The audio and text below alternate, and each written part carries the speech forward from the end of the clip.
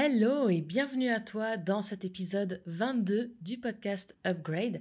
Après une pause d'environ un mois, d'ailleurs une pause qui m'a fait énormément de bien et qui m'a permis de pouvoir revenir avec pas mal de nouveautés qui vont arriver notamment dès la semaine prochaine. Tu vas avoir droit à un podcast plutôt en mode discussion sur divers sujets avec divers invités. On va parler de finances personnelles, on va parler de développement de business, de traverser du désert aussi, sujet hyper important et sous-estimé. On va parler de comment construire une communauté engagée, comment gérer plusieurs projets en même temps. On va aussi parler de sport, comment ça impacte l'entrepreneuriat, etc., etc. Bref, j'ai vraiment hâte. Mais pour l'instant, aujourd'hui, je viens justement te parler d'un thème que j'apprécie tout particulièrement et qui est vraiment en lien avec tout ce qui s'est passé pendant ce dernier mois. Il s'agit du changement. Alors déjà, j'ai une théorie qui m'est très personnelle.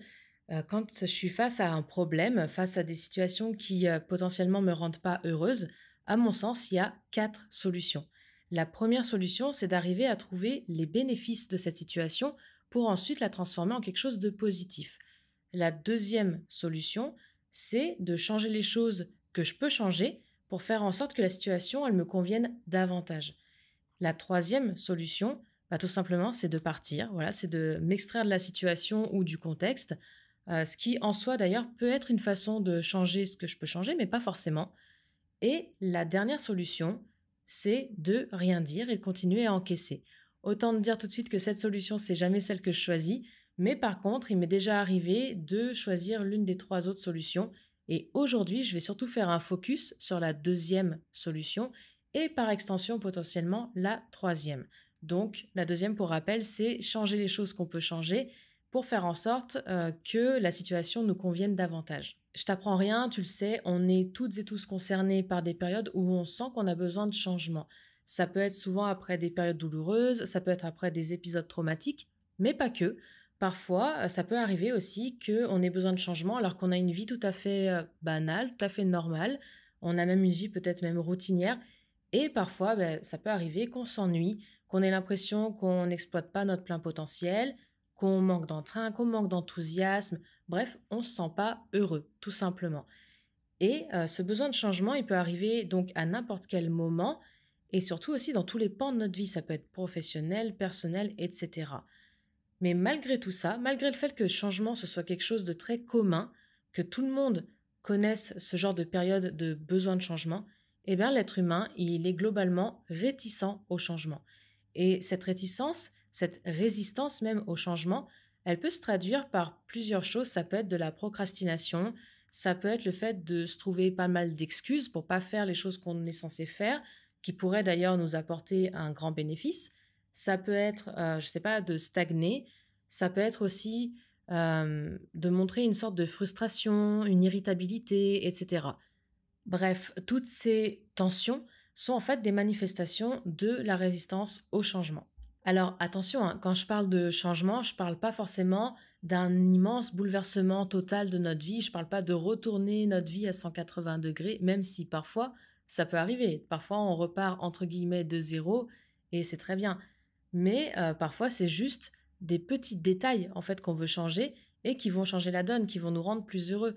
Et parfois, ça peut même être des détails à l'intérieur de quelque chose qui va globalement bien. Récemment, dans ma vie, j'ai eu besoin de changements dans quelques pans de ma vie, notamment dans mon environnement. Alors, personnel, professionnel, c'était un peu les deux, honnêtement.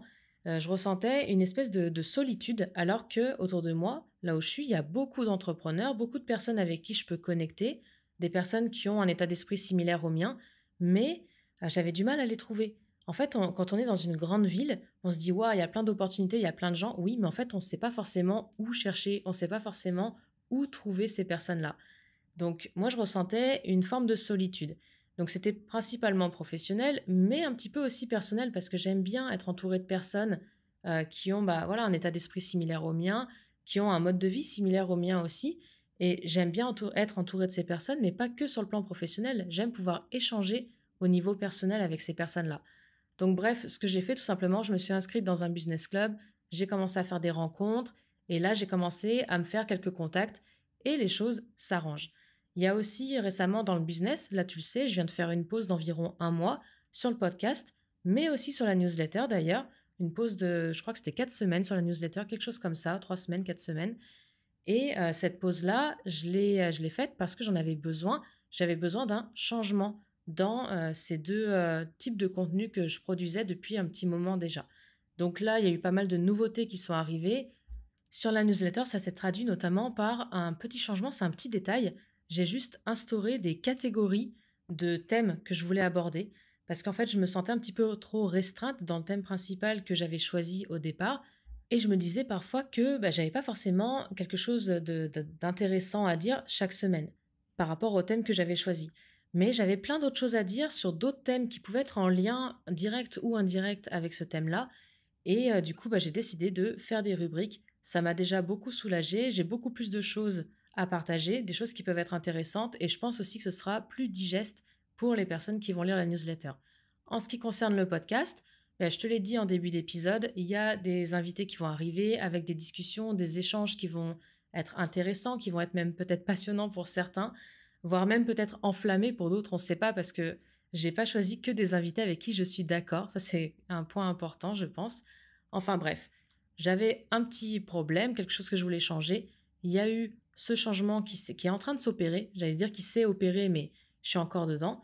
Donc voilà, c'est un des exemples que j'ai à te donner pour les besoins de changement que j'ai eu récemment. Mais honnêtement, dans ma vie, j'ai connu plein de phases de besoins de changement comme ça. Par exemple, il y a 10 ans, je voulais retourner vivre au Canada où j'avais déjà vécu pendant un an pour mes études et j'avais candidaté au PVT. Sauf qu'à l'époque, en 2014, les modalités pour candidater au PVT avaient changé. C'était sur Internet à partir de ce moment-là plutôt que par courrier et il y avait un certain nombre de places disponibles. Il fallait cliquer le plus vite possible. Tout ça, c'était un truc de malade et j'avais pas réussi à être dans la première ronde du PVT. Donc, entre-temps, j'ai regardé un peu d'autres possibilités, d'autres opportunités. Je suis tombée sur l'Australie. Et j'ai décidé, mais comme ça, en un claquement de doigts, ok, je vais partir en Australie.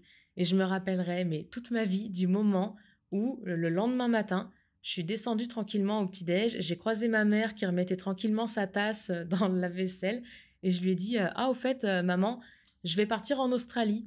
Enfin, je lui ai même pas dit ça comme ça, je crois de mémoire, je lui ai dit, maman, tu sais, je devais partir au Canada, mais en fait, comme j'ai un petit peu de temps devant moi avant d'avoir le PVT, sur la route, je vais en profiter pour aller en Australie pendant un an. Ma mère, la surprise, enfin voilà. Ça a été une petite anecdote, mais en attendant, ça a changé ma vie. C'était un besoin de changement. Voilà, je l'avais mis en place. En 2 heures, j'avais eu le visa. Donc ça peut aller très très vite, même quand il s'agit d'un gros changement. Parmi les autres phases de changement que j'ai eues dans ma vie, il y a eu par exemple le lancement en entrepreneuriat parce que le salariat ne me convenait pas. Il y a eu récemment des départs à l'étranger aussi pour trouver un meilleur environnement, exploiter davantage mon potentiel, etc.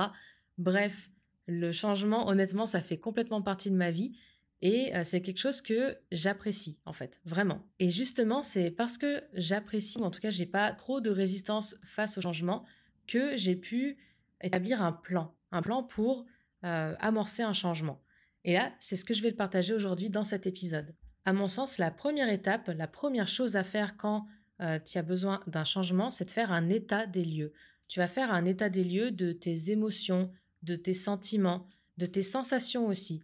Vraiment, c'est hyper important de pouvoir analyser ce que tu ressens dans un premier lieu. La deuxième étape, ça va être d'analyser les causes et les explications de ces émotions, de ces sentiments, de ces sensations. C'est là aussi une étape hyper importante qui est totalement en lien avec la première. Une fois que tu as su mettre des mots sur ce que tu ressentais, il va falloir trouver les éléments qui font que tu ressens ça et les éléments qui peuvent être changés et qui ont un impact sur ces émotions, ces sentiments, ces ressentis. Il va falloir que tu analyses vraiment en profondeur le pourquoi du comment, tout simplement, que tu comprennes ce qui crée les sentiments désagréables que tu peux ressentir, les émotions désagréables, ce qui crée que tu ne te sens pas forcément très bien. Et parmi ce qui peut créer tout ça, qu'est-ce qui peut être changé?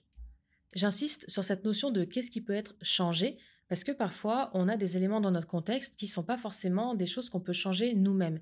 Si par exemple, tu es, je ne sais pas, dans un endroit où la société ne te convient pas, c'est pas toi qui va changer la société, c'est pas toi à ton petit niveau qui va faire bouger tout un peuple. Si vraiment la société de là où tu te trouves ne te convient pas, dans ce cas-là, le seul changement que tu peux opérer, c'est de te retirer de cet endroit, de trouver un endroit qui te convient davantage. Donc, j'insiste vraiment sur cette notion-là. Il y a des choses que tu peux changer, mais parfois, il y a des choses que tu ne peux pas changer toi-même. La seule chose que tu peux faire, c'est toi changer d'endroit, changer de contexte pour du coup être plus à l'aise, être plus heureuse ou heureux dans le nouveau contexte. La troisième étape qui suit cette analyse, ça va être tout simplement de lister les solutions. Et pour cette étape, c'est le moment où tu peux exprimer ta créativité, c'est le moment où tu peux un peu rêver sur papier. Tu peux poser, voilà, sur un papier, tu poses tes problèmes et tu poses les solutions que tu peux envisager. Et là, tu peux vraiment laisser libre cours à ton imagination en mode, ok, si j'avais là tout de suite tous les moyens dont je rêvais, tous les pouvoirs dont je rêvais, etc., qu'est-ce que je ferais? Et là, vas-y, pose sur papier toutes tes solutions et ensuite, tu vas voir lesquelles sont réalisables pour de vrai avec tes ressources, tes conditions, etc. et lesquelles sont pas forcément réalisables ou peut-être pas forcément dans l'immédiat. Encore une fois, pour cette partie, j'insiste sur le fait que les solutions que tu vas lister, elles doivent dépendre de toi et uniquement de toi.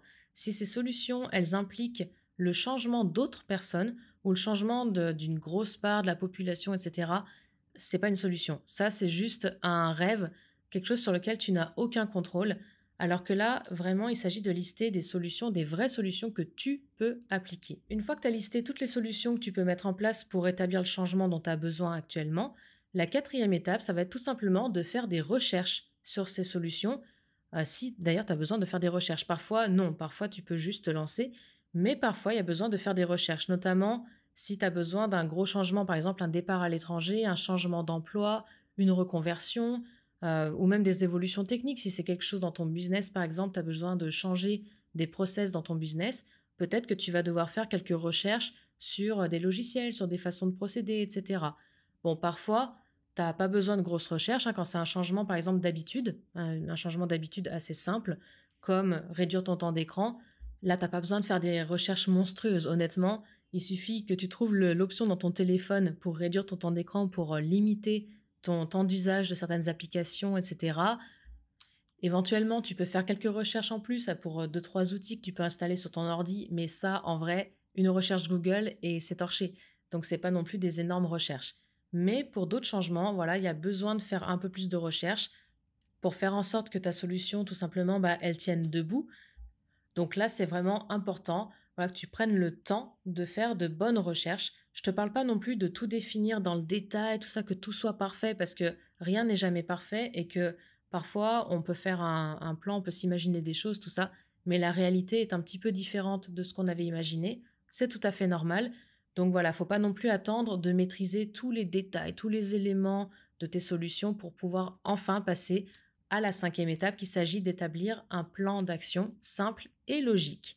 Donc une fois que tu as tes solutions, donc, enfin même, on va repartir du début, une fois que tu as fait l'état des lieux de tes émotions, de tes sentiments, de tes sensations, que tu as compris d'où elles provenaient, que tu as analysé les causes et les explications de tout ça, que tu as trouvé des solutions pour pallier à ces causes-là, pallier à ces problèmes-là, et que tu as fait des recherches pour valider ces solutions, et bien là, c'est le moment de mettre en place un plan d'action, simple et logique, aussi simple que ça. En temps normal, une fois que tu as commencé déjà à lister les solutions et à faire des recherches sur tes solutions, normalement le plan d'action, il te vient en tête assez facilement. Tu sais déjà de quoi tu vas avoir besoin pour mettre en place ton changement, tu sais à peu près dans quel ordre tu vas le faire, etc. Mais c'est toujours bien de pouvoir établir ton plan d'action et de pouvoir notamment le noter quelque part, vraiment le matérialiser en quelque sorte. Pour ça, c'est assez simple, hein. Tout simplement, tu mets ton problème actuel, donc ta situation de départ, tu mets ensuite ta situation d'arrivée et au milieu, comme un petit peu une fresque en quelque sorte, tu vas mettre des étapes, étape 1, étape 2, étape 3, étape 4, etc. Et pour chaque étape, tu vas donner une liste d'actions, tu vas établir une liste d'actions. Étape 1, ok, je dois faire ça, ça, ça. Ok, une fois que ça c'est fait, j'arrive à l'étape 2, je dois faire ça, ça, ça. Ok, étape 3, etc., etc. C'est en soi pas très compliqué. Tu peux le faire sur une fresque, tu peux le faire sur une mind map, par exemple. Tu peux le faire sur un papier, tu peux le faire sur un vision board, etc. Bref, il y a plein de solutions. Là, c'est à toi de choisir ce qui te convient le mieux. Mais quoi qu'il en soit, je te conseille quand même de noter ce plan d'action quelque part parce que c'est toujours bien aussi d'avoir un petit reminder, enfin, je sais pas, je sais même pas comment on dit, des fois je perds mes mots en français, mais quelque chose pour te souvenir, entre guillemets, de ton plan d'action et d'y jeter un œil de temps en temps quand tu en as besoin. Bon, maintenant que ton plan d'action, il est établi, la 6e étape, ça va être la plus importante, honnêtement, c'est d'agir, tout simplement. Il faut mettre en place ce que tu as dit que tu allais mettre en place. Et là, parfois, tu peux te retrouver à procrastiner, à trouver des excuses, etc. C'est le moment d'ailleurs où tu peux expérimenter la plus grande résistance au changement.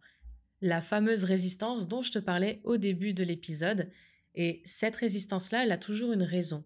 Là aussi, il va falloir, si tu l'expérimentes, trouver les raisons de cette résistance. Si tu procrastines, imaginons, je sais pas, tu as un problème dans ton business, tu as mis en place un plan d'action, tout ça, enfin, tu as trouvé des solutions, etc., tu as mis en place un plan d'action, et là, tu te dis, ok, mais je trouve toujours des excuses pour pas mettre en place ce plan d'action, pas agir. Voilà. Tu procrastines, tu trouves toujours quelque chose de mieux à faire, etc. C'est qu'il y a un problème quelque part. Et il va falloir trouver la source de ce problème. Est-ce que la solution que tu as voulu mettre en place, est-ce qu'elle est bien alignée avec tes valeurs? Est-ce qu'elle est bien alignée avec tes objectifs? Est-ce qu'elle est bien alignée avec ta personnalité? Est-ce qu'elle est bien alignée aussi avec ta manière de fonctionner, etc., etc. Peut-être qu'il y a quelque chose qui bloque dans les actions que tu veux mettre en place et que du coup, tout simplement, tu n'y arrives pas. Dans mon expérience, et là c'est vraiment très personnel, la plupart du temps, quand je procrastine, quand je sens qu'il y a une énorme résistance à quelque chose que pourtant je veux mettre en place, il s'agit très souvent de croyances limitantes que je peux avoir ou que je pouvais avoir.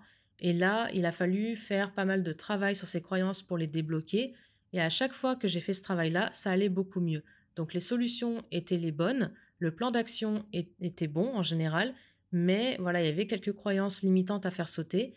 Et après, ça allait beaucoup mieux. Mais ça encore, c'est vraiment que mon expérience personnelle. Ça peut être ton cas aussi. Parfois, c'est d'autres raisons. En tout cas, ce qui compte, c'est que tu trouves la raison de cette résistance au changement si tu ressens cette résistance et que tu repasses tout simplement par toutes les étapes. Donc, tu cherches le pourquoi du comment, enfin, tu analyses tes émotions déjà, tu cherches le pourquoi du comment et tu listes des solutions, tu mets en place ces solutions, etc. On en revient toujours à la même chose. Donc ça, c'est les 6 étapes que je mets en place en tout cas pour établir un changement quand j'en ai besoin. Bien sûr, il y a une dernière étape, je ne la considère pas vraiment comme une étape en tant que telle, c'est le moment où il faut analyser. Analyser ce qu'on a fait, analyser ce qu'on est en train de faire, voir si ça fonctionne, voir si les résultats nous conviennent et éventuellement ajuster si besoin. C'est une phase qu'on peut appeler notamment test et retest ou test and learn. C'est une phase qui est importante aussi, qu'on sous-estime un petit peu, en tout cas on ne la prend pas forcément en compte dans les plans, mais c'est une phase, on y passe forcément. Il y a forcément un moment où on fait le point, ou en tout cas on doit faire le point sur ce qui a été fait, ce qui reste à faire et si tout fonctionne comme on veut, si tout fonctionne, si tout va dans le sens dans lequel on veut que ça aille. Maintenant que je t'ai donné ce plan-là, qui est assez simple mais qui reste somme toute assez théorique, je vais te l'illustrer avec un petit moment storytelling entre guillemets. Je vais te raconter l'époque où j'étais en Australie.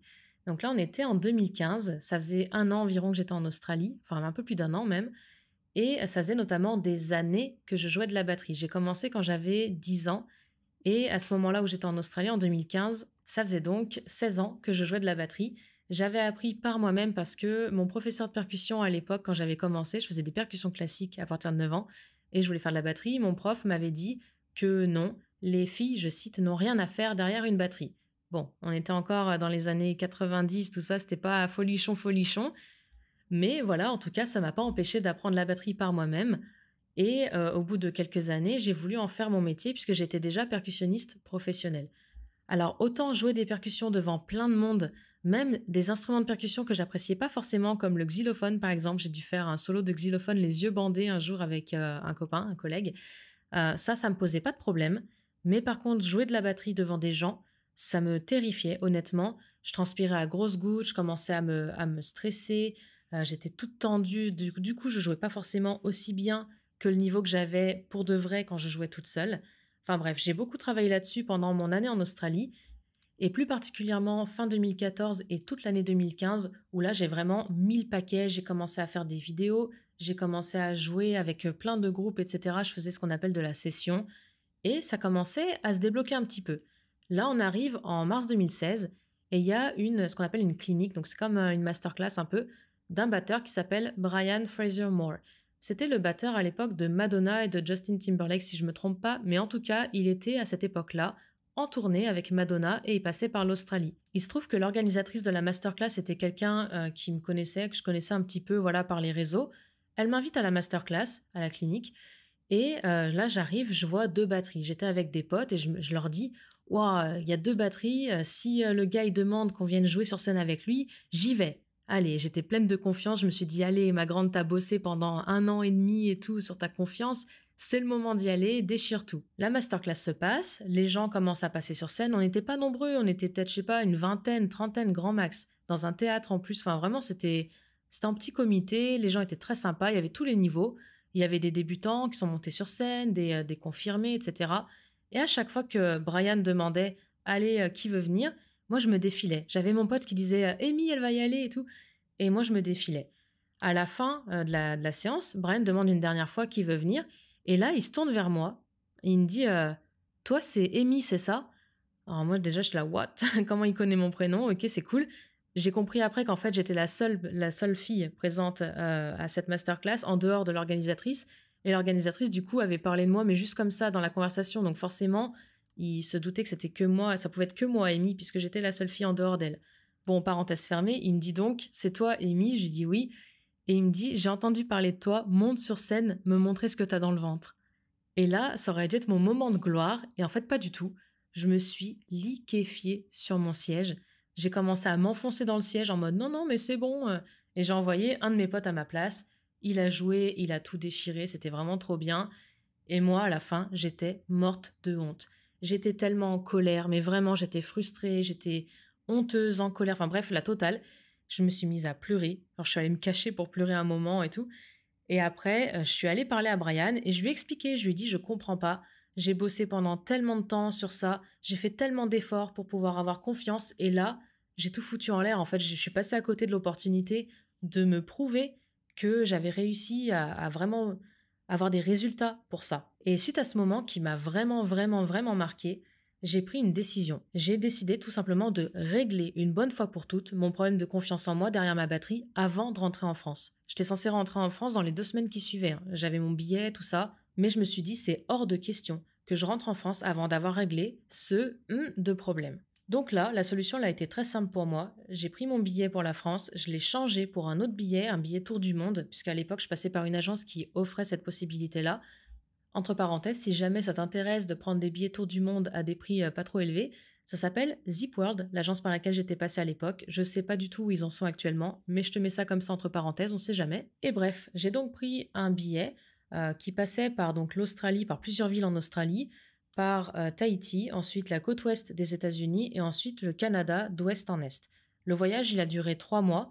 Pour ces 3 mois-là, j'avais 500 $ en poche, en dehors des trajets que j'avais déjà payés du coup avec le billet d'avion et je savais pas où j'allais dormir, ce que j'allais faire, etc. Je savais juste une seule chose, c'est que dans chaque ville où j'allais passer, chaque endroit où j'allais passer, je voulais trouver un batteur, des batteurs, connus ou pas, j'en avais rien à faire honnêtement. Par contre, je voulais juste que ce soit des batteurs qui avaient un niveau correct, donc soit un niveau intermédiaire, soit de préférence un niveau avancé, meilleur que moi, etc. Et je voulais tout simplement me forcer à jouer devant ces batteurs-là. Et ce voyage, il a été hyper formateur pour moi parce que j'ai rencontré, donc comme je me l'étais dit, plusieurs batteurs. Il y a des batteurs qui m'ont tellement appris, des gens qui sont pourtant inconnus au bataillon. Quand on tape leur nom, on trouve quasiment rien sur Internet. Mais c'est des personnes qui m'ont appris tellement de choses. J'ai rencontré aussi pas mal de stars, entre guillemets, de la batterie, pas mal de batteurs de grands groupes, de grands artistes, etc. Où pareil, j'ai pu m'asseoir devant eux et dire, ok, voilà mon problème, est-ce que je peux jouer devant toi? À chaque fois, ils m'ont dit oui. À chaque fois, j'ai pu jouer avec eux. Ils m'ont donné pas mal de tips, tout ça. Certains m'ont juste laissé faire et ils ont juste profité de l'occasion pour juste passer un bon moment entre batteurs, jouer ensemble, etc. sans forcément être en mode je vais te donner une leçon, etc. En tout cas, il en résulte que 4 mois plus tard, je suis rentrée en France et là, j'ai trouvé mon premier groupe dans lequel j'ai été titulaire complètement. On a fait notre première représentation devant 4000 personnes et c'est passé au calme. Aucun stress, aucune tension, rien. J'étais heureuse d'être sur scène parce que je m'étais dit, ok, j'ai joué devant certains des plus grands batteurs au monde et ça s'est très bien passé. Donc, peu importe devant qui je joue, honnêtement, ça va bien se passer aussi. Et il y a eu d'ailleurs tout un changement de mindset aussi à propos de ça. Enfin bref, ça a été un énorme travail pendant 3 mois. Mais en tout cas, j'ai réussi à arriver à là où je voulais arriver, c'est-à-dire à avoir confiance en moi derrière ma batterie, à ne plus me laisser complètement paralysée par la peur. Voilà, ça c'était pour le moment storytelling. Et je vais conclure cet épisode en disant qu'au final, le besoin de changement, il est naturel dans la vie. On a toutes et tous des phases de vie qui amènent différents besoins, différentes envies. Et il faut se souvenir d'une chose, c'est que rien n'est définitif dans la vie. Si tu as besoin de changement, tu peux tout à fait mettre en place ce changement. Quoi qu'il en soit, la responsabilité de faire que ce changement il arrive dans ta vie, elle t'appartient à toi. Bien sûr, il y a certains contextes qui font que parfois tu n'es pas seul à décider ou que tes décisions elles peuvent impacter d'autres personnes autour de toi. Ça peut être ton conjoint, ta conjointe, tes enfants, ta famille, etc. Mais dans l'étape 4, la recherche de solutions notamment, tu dois d'ailleurs intégrer ces éléments à ton contexte personnel dans les solutions que tu imagines. Par exemple, si tu as vraiment envie de partir de la France parce que tu n'en peux plus de la société, etc., ou qu'il y a des choses qui ne te vont pas du tout en France, enfin bref, les raisons, elles t'appartiennent, tu peux trouver une solution pour bosser ailleurs, mais peut-être que de ce changement va dépendre aussi la situation de ton conjoint, de ta conjointe, de tes enfants, etc., et qu'il faudra avoir l'accord de chacun, passer par des discussions, etc. Si c'est pas possible de partir parce que ton conjoint, ta conjointe, tes enfants, bref, c'est pas possible, peut-être que tu vas pouvoir, je sais pas, changer d'activité, changer de zone géographique, peut-être toujours en France, on sait pas. En tout cas, quoi qu'il en soit, tu peux intégrer ton contexte à tes solutions, mais encore une fois, j'insiste là-dessus, tu as le pouvoir sur tes propres choix d'une manière ou d'une autre. Et d'ailleurs, si tu sens que ton entourage, ton contexte ou quoi que ce soit d'autre te freine, même là aussi, tu as le pouvoir de changer les choses. Je vais pas me faire des amis en disant ça, mais oui, si ton entourage proche est un frein à ton évolution, eh bien, tout simplement, tu peux t'en éloigner. Bien sûr que c'est facile dit comme ça, bien sûr que ça demande de casser des croyances limitantes, tout ça, bien sûr qu'il y a plein de choses qui peuvent te retenir là-dedans, mais quoi qu'il en soit, tu continues quand même d'avoir le choix, aussi difficile que ce choix puisse être. L'idée ici, c'est pas de faire un débat sur est-ce que je peux partir, casser le lien avec ma famille, tout ça. Non, c'est pas du tout le sujet ici. Je te dis juste, en tout cas, que parfois certains changements nécessitent un énorme travail pour casser tes croyances limitantes qui peuvent toucher des sujets comme la famille, comme l'argent, les relations sociales, etc.